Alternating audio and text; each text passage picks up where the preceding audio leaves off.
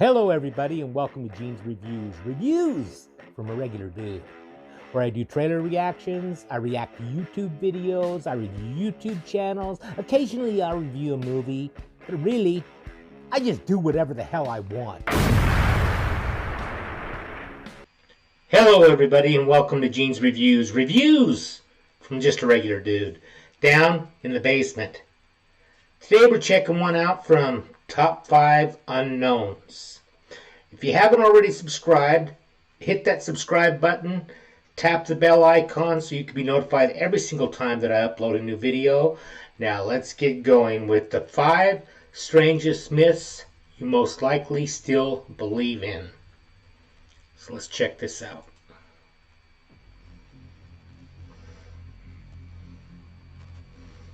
It's difficult to determine where some of the world's strangest myths and practices originate from, and many of them have been logically debunked. Still, some people believe in these super popular myths. Number 5. This myth states that if you drop a penny or any small object from the top of the Empire State Building, it will gain enough velocity to take the life of anyone standing below it. It's unclear how this myth was started, but some believers have intricate calculations that cause them to believe such is possible. It kind of makes sense because of a penny's hard, but then again, falling from that height, you'd think it would be blown off course so bad that maybe even the wind velocity or whatever would slow it down. Who knows? Possible. Since the building was erected in the 1930s, the rumor has spread through generations. For a long time, it was just considered a common fact amongst people. There have been skeptics that argued such a feat was impossible. The theory couldn't be tested for a very long time because there was no way for visitors to actually throw something from the top of the building. It's physically impossible to get to the top of the massive building for safety reasons that are pretty obvious. Without any proof to discredit the myth, it's lived on for many years. The show Mythbusters took on the long-running myth in the 4th episode of their first season. Through math and science, the Busters calculated that a penny dropping from that height would gain a velocity of 64.4 miles per hour. After this conclusion, the team constructed a firing tool that would shoot a penny at roughly the same speed as this fall. A ballistic test dummy was put in the victim's seat as the team took turns firing at it. The results showed that the dummy suffered very little damage, certainly not enough to take someone's life. Taking things a big step further, the team then fired at one another to test the perceived pain of the hit. They agreed that the impact stung their skin, but didn't implement any serious harm. That should have been the end of the argument, which happened in 2003. Somehow though, many people disregard this testing as a hoax or a failed job, and still hold strong to their strange belief that the myth is actually true. Once again, the exact parameters of the test are impossible to meet without proper access to the top of the building, and other materials needed, such as a dummy below. Even if the shot were set up, it would be a difficult task getting the penny to hit the target from such a towering point. It seems this strange myth will be held as truth by its believers until it can somehow be truly debunked in their eyes. I'll bet you that it would actually hurt worse getting shot with a BB gun than it would be getting hit with a penny at 60 miles an hour. Number 4. Sleepwalking is a fairly common disorder which causes people to walk around while still in a deep sleep. Some sleepwalkers do more than walk though, and can be found doing much more complex activities such as cooking and even driving a car. Some patients are I sleptwalked when I was a little kid. A little story with that is my parents heard the front door open and close one night when I was a little kid, and they found me out on the front lawn. And they walked me back into the house. But since I have grown up and everything, I don't sleepwalk anymore. Unfortunate enough to experience sleepwalking on a regular basis without an alternative cause. Others only sleepwalk as a result of certain sleeping or depression medications. In fact, there have been several popular cases of people committing heinous crimes while sleeping, which has caused some pharmaceutical companies to undergo lawsuits because their drugs directly caused the uncontrollable behaviors that played out as the patient was in a state of deep sleep. For most people, though, they just have to establish certain rules to prevent themselves from acting out while sleepwalking. This includes locking doors before going to bed, hiding their keys, or setting a trip alarm that goes off when they walk into a certain room. So it wakes them up. These practices oppose the common theory that you should never wake a sleepwalker. Again, it's unclear where this myth was sparked, but it's commonly believed that if you wake a sleepwalker in the midst of an action, you can cause them to go into a fit of rage where they aren't fully aware of what is going on. This could obviously cause serious harm to both parties, and the advice offered is to calmly escort them back to bed if possible. Or if their actions aren't too dangerous, just let the episode wrap up and allow the walker to return to bed on their own. However, many studies have shown the exact opposite is true. Tests provided data stating that in most cases, you should wake a sleepwalker. The walkers only respond violently in few very rare cases. The rest of the time, the walker would wake as anyone would and then groggily return to bed. It wasn't actually proven that it's safer to wake a sleepwalker, since you never truly know what to expect, or what their sleeping behaviors might turn into. Without supervision and being woken up, sleepwalkers could cause serious harm to themselves and others. Still, to this day, people still believe they shouldn't wake the walkers, either because they're not properly informed on science behind it, or because they doubt the findings are even real. I was always told that. Number 3. This popular myth may be very uncomfortable for arachnophobic viewers. It's one of the more grotesque entries on this list because it involves humans ingesting spiders. This myth is relatively newer than others, and it seems to have originated as a result of fake scientific tests which spread online. The data from the alleged test found that during our sleep, we consume at least 8 spiders a year. Apparently, the average human sleeps with their mouth open for at least a few hours in their deep sleep. I don't think that's true. This allows plenty of time for the creepy crawlers in your house that you don't usually see to get inside your mouth. As a result of being in such a hard state of sleep, you probably won't even notice the little buggers fill your cheeks, and as a natural response, you begin to chew them up or swallow them whole. Some variations of this myth actually held higher numbers, but it seems the most common is 8.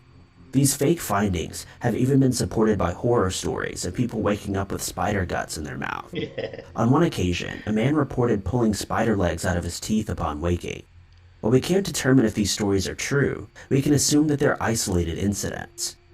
The myth as a whole is completely untrue. According to an article by the Scientific American, there are as many as 4 spider species living in the homes of Americans nestled into the northern regions. However, these breeds tend to stay as far away from humans as possible. They're actually busy with their webs and capturing food for the night.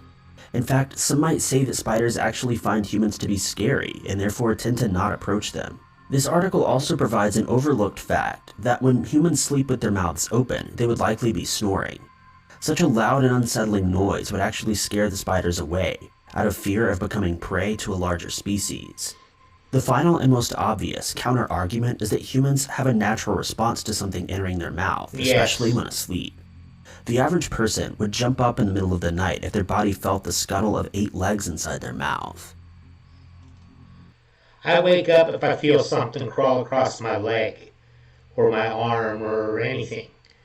And I've never heard that story about spiders. I've heard about stories of we swallow a lot of bugs during our life without knowing it, which I believe. But this spider thing, I think it is a myth. What do you Cats think? and babies. Oh, is this stealing the breath?